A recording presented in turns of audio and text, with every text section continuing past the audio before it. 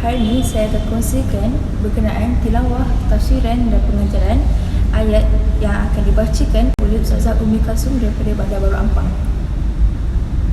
Cuba tengok ya awak semua. Surah Ali Imran ayat 18. Bismillahirrahmanirrahim. Syahidallahu annahu la ilaha illa huwa wal malaikatu wa ulul ilmi qa'iman bil qist. La ilaha illa huwal azizul hakim. Tafsiran Surah Al-Imran ayat 18. Allah telah menerangkan kepada sekalian makhluknya dengan dalil-dalil dan bukti bahawasanya tiada Tuhan yang berhak disembah melainkan Dia, yang sentiasa mentadbir seluruh alam dengan keadilan, dan malaikat-malaikat serta orang yang berilmu mengakui dan menegaskan yang demikian tiada Tuhan yang berhak disembah melainkan Allah yang Maha Berkuasa lagi bijaksana. Pengajaran daripada surah Al-Imran ialah orang yang bertakwa akan bersegera memohon keampunan daripada Allah.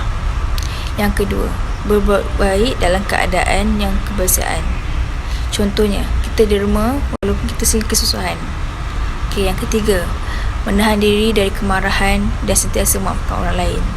Yang keempat, menyesali segala kesalahan dan memohon ampunan kepada Allah SWT dengan segera.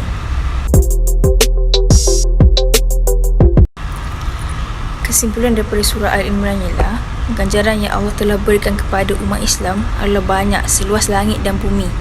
So, marilah kita sama-sama memperbanyakkan amalan solehah seperti bersedekah, berbuat kebajikan sentiasa, supaya Allah sentiasa memberikan kita sebagai nikmatnya. Marilah kita menjadi umat yang Allah sayang dan dengan bersedekah sentiasa selagi nyawa masih ada. Surah Al-A'la ayat 1 hingga 4. Bismillahirrahmanirrahim. Sabbih isma rabbikal a'la alladhi khalaqa fasawwa walladhi qaddara fahada walladhi akhrajal mar'a. Tafsiran surah Al-A'la ayat 1 hingga 4. Ayat pertama. Bertasbihlah, mensucikan nama Tuhanmu yang maha tinggi dari segala sifat-sifat kekurangan. Yang kedua, yang telah menciptakan sekalian makhluknya serta memperbaikikan kejadiannya dengan kelengkapan sesuai dengan keadaannya. Yang ketiga, dan telah mengaturkan keadaan makhluk-makhluknya. Yang keempat, dan yang telah mengeluarkan tumbuhan untuk binatang-binatang ternakan. Pengajaran surah Al-A'la. Yang pertama, kita mestilah bersyukur dengan nikmat dan rezeki yang Allah telah berikan kepada kita. Yang kedua, kita mestilah mentaati dan meninggalkan segala larangan yang Allah telah perintahkan kepada kita. Yang ketiga, setiap ciptaan Allah adalah sempurna di matanya.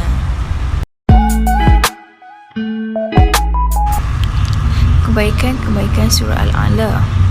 Yang pertama, merupakan penerang hati kepada hati yang tidak bersedih, merupakan penawar hati kepada hati yang gelisah.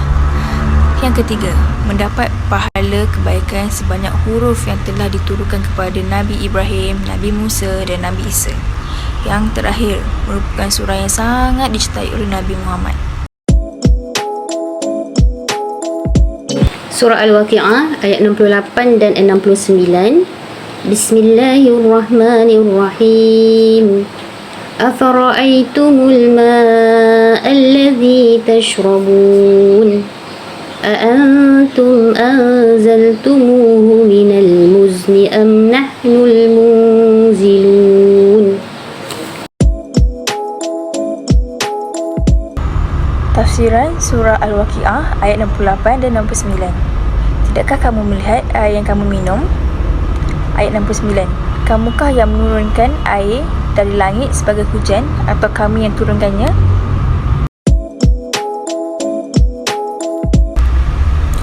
Pengajaran surah Al-Waqiah yang pertama. Kita hendaklah mempercayai bahawa Allah adalah Tuhan yang Maha Besar. Pengajaran yang kedua. Kita hendaklah beriman kepada Allah. Pengajaran yang ketiga. Kita hendaklah beriman dan meninggalkan segala larangan yang telah Allah perintahkan kepada kita sebagai umat Islam. Surah Al-Ikhlas ayat 1 hingga 4. Bismillahirrahmanirrahim. Qul huwallahu ahad. Allahus samad. Lam yalid wa lam yulad wa lam yakul lahu kufuwan ahad. Tafsiran surah Al-Ikhlas ayat 1 hingga 4. Katakanlah wahai Muhammad bahawa Tuhanmu yang Maha Esa. Yang kedua, Allah menjadi tumpuan sekalian makhluk untuk memohon sebarang hajat. Yang ketiga, ia tidak beranak dan ia tidak diperanakkan. Yang keempat, dan tidak ada sesiapa pun yang sama dengan kejadiannya. Pengajaran-pengajaran yang terdapat dalam surah Al-Ikhlas ialah kita mestilah sentiasa ikhlas dalam setiap ibadah kita. Yang kedua, kita mestilah meyakini Allah adalah yang Maha Esa. Yang terakhir, kita mestilah memperbanyakkan menyebut kalimah Allah.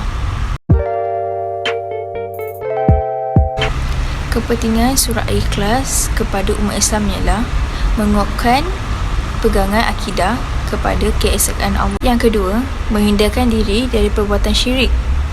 Yang ketiga, sekali bacaan surah Al-Ikhlas menyamai 1/3 bacaan Al-Quran. Semua tamat sudah sesi tilawah, tafsiran dan pengajaran daripada saya dan Ustazah Umi Kangsu. Maafkan kami anda mempunyai kesilapan. Yang baik datang daripada Allah, yang buruk datang daripada kami. Terima kasih. Jumpa lagi. Assalamualaikum.